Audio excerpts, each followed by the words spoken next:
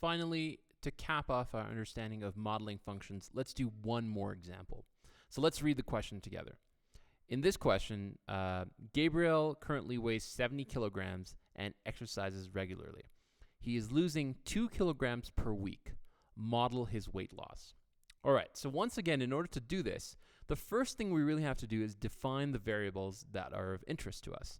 So clearly, in this case, we have two variables of interest. How much he weighs, right? And what we want to do is to measure his weight loss sort of over time. So our second variable is time.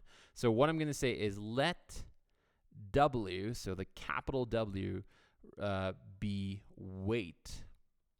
And what are the units for the weight? Well, of course, they have to be kilograms. Let T, okay, because that's obviously, it's over time, be time. But in this case, we're not going to measure time in seconds. We're going to measure time in weeks. In weeks.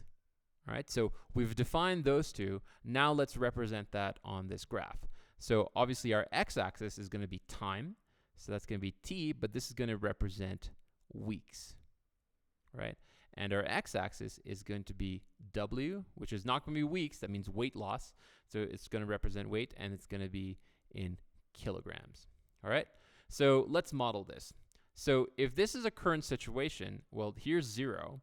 And let's say that this high point over here, this is 70. This is 70.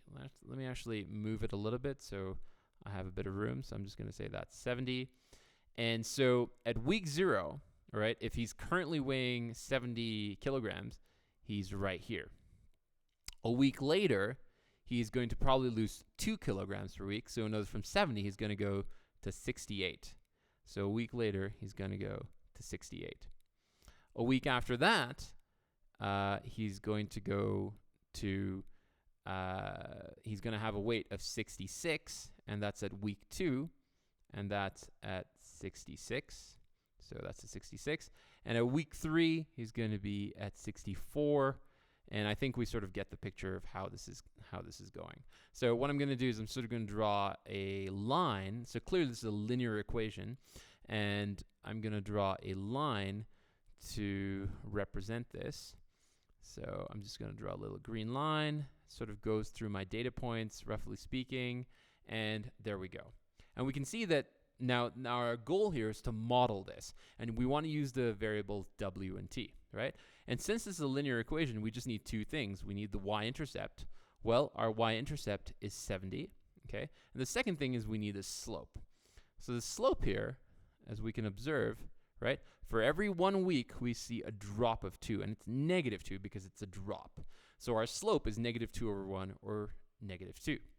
So what is our modeling equation? Well, we're going to say W, in other words, the weight at time t, is equal to, it's going to be negative 2t plus 70, right? 70 was our y-intercept, and negative 2t is the slope.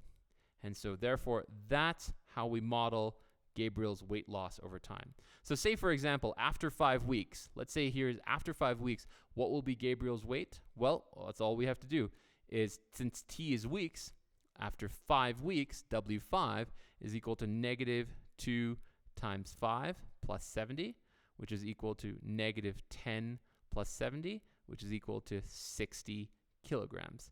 So what that means is after 5 weeks, let's write the statement here. After 5 weeks, Gabriel weighs 60 kilograms. All right? So hopefully you now have a better understanding of how to model linear functions, and I'll see you in the next set of videos.